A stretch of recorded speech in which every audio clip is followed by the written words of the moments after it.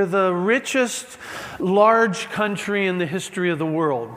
We're missing the economic activity of the economy of France versus our trend. If you ask me, do I think if we'll revert back to trend, the answer is yes. We have to have, on average, over the next decade, in excess of 4% GDP growth per annum.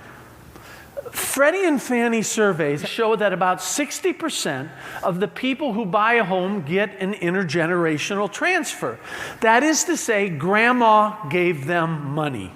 Now, if grandma has had no income on her life savings for the last 7 years, and little Judy comes and says, Grandma, can you give me $10,000 to help me on a down payment, or $15,000 on a down payment, what is grandma going to say?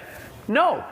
So intergenerational transfers are not going, people don't have the down payment, and that sector is getting crushed, and that's half of the gap.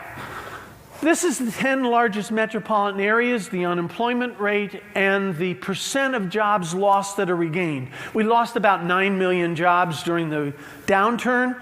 So 100 is sort of the magic number in the second column of are we back to where we were as a metropolitan area? New York's well above at an all-time high. D.C. is at an all-time high. Most places are at all-time job highs. Low price will bring about more activity. Why don't we have the government also set the price of oil to zero, the price of housing to zero, Disneyland admissions to zero? It'd be a disaster.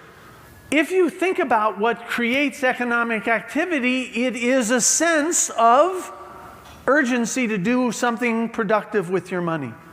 Not that real estate underperforms, but it actually outperforms when interest rates rise. Empty space, when you really start imagining what you can do, is more valuable than full space because the imagination is greater than reality.